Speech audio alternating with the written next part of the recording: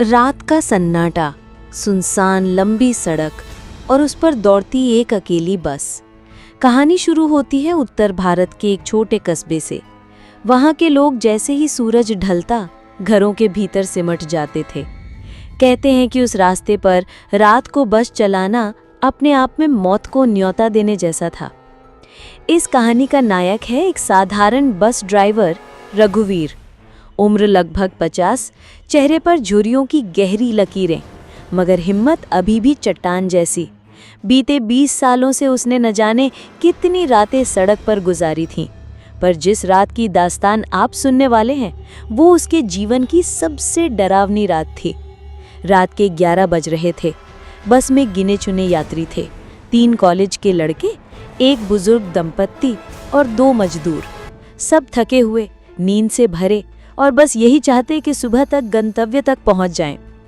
जैसे ही रघुवीर ने बस को कस्बे से बाहर निकाला, चारों ओर घना अंधेरा और मौत जैसी खामोशी छा गए।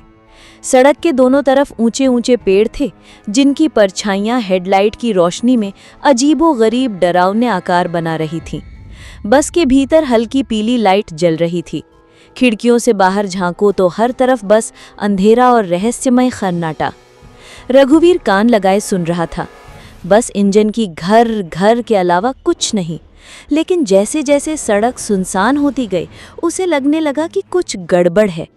अचानक उसे रियर व्यू मिरर में दिखा, पीछे वाली सीट पर कोई खड़ा है। उसने ध्यान से देखा, सफ़ेद साड़ी में एक औरत खिड़की के पास खड़ी थी।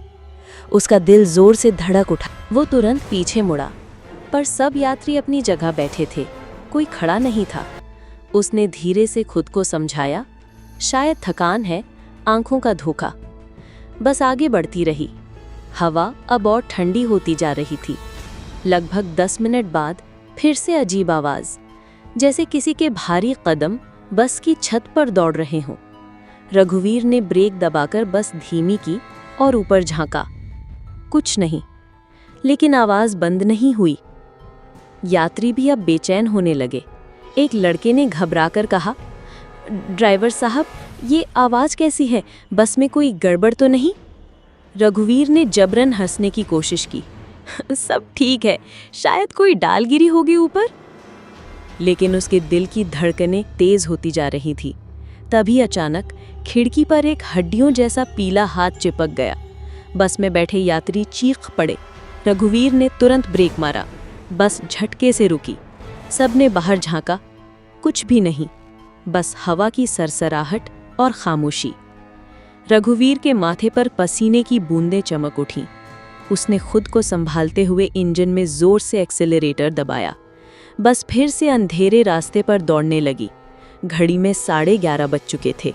तभी बस के भीतर हल्की सी सरसराहट गूंजी, जैसे कोई सीटों के बीच से गुजर रहा हो। रघुवीर ने मिरर में झांका और उसके शरीर का खून जम गया। वहीं थी वो, सफ़ेद साड़ी में औरत, बस की गली में खड़ी, चेहरा धुंधला, आंखें खोखली और होठों पर टेढ़ी मुस्कान।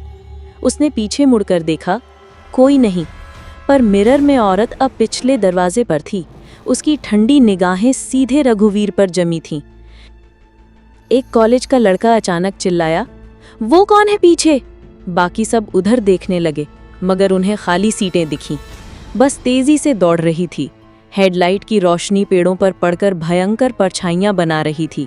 और तभी अचानक सड़क पर वही औरत दिखी, सिर झुकाए, बिल्कुल बीचों बीच खड़ी।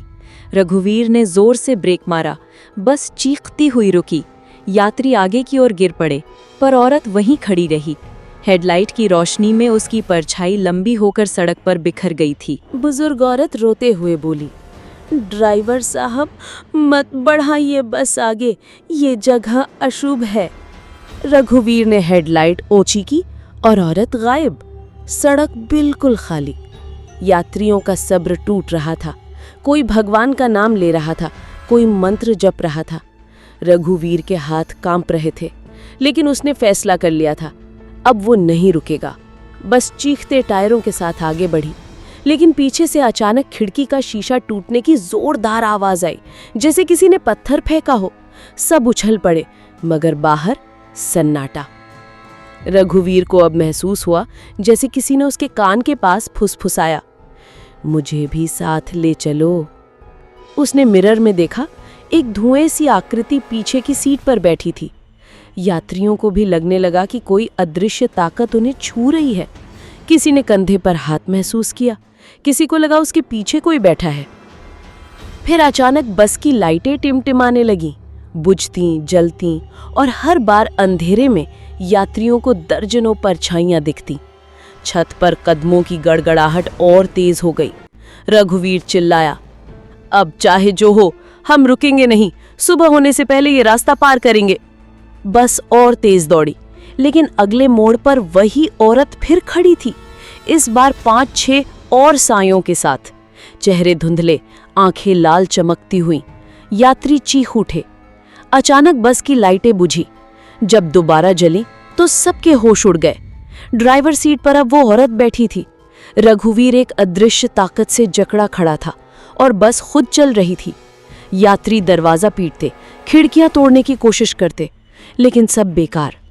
बस अब किसी अनजान रास्ते की ओर दौड़ रही थी। अचानक धुंध छा गई। सामने टूटा हुआ पुल दिखाई दिया। यात्री चीखने लगे, रुको, पुल टूटा है। पर बस रुकी नहीं। औरत की हंसी गूंज रही थी। आखिरी पल में रघुवीर की बेड़िया ढीली हो गई।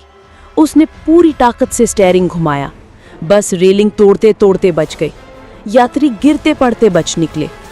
औरत चीखते हुए धुएं में बदल गई, नहीं, तुम मुझे अकेला नहीं छोड़ सकते। फिर अचानक बस रुक गई।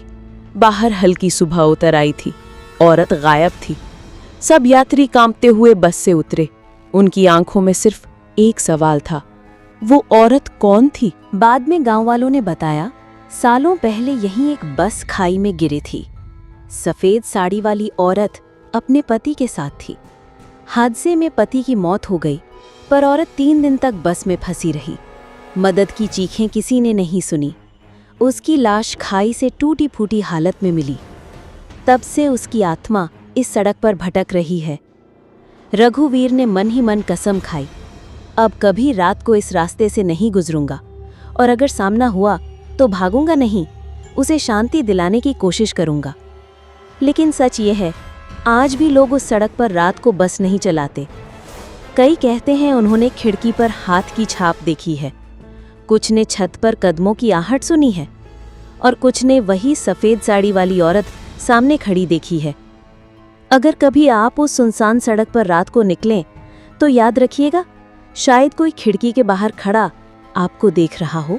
क्या आप चाहेंगे कि मैं इसका पार्ट 2 भी जल्द लेकर आऊं? रघुवीर कैसे उस आत्मा के रहस्य जानकर उसका खात्मा करती है, तो आप सब्सक्राइब करें और हम जल्द लेकर आएंगे।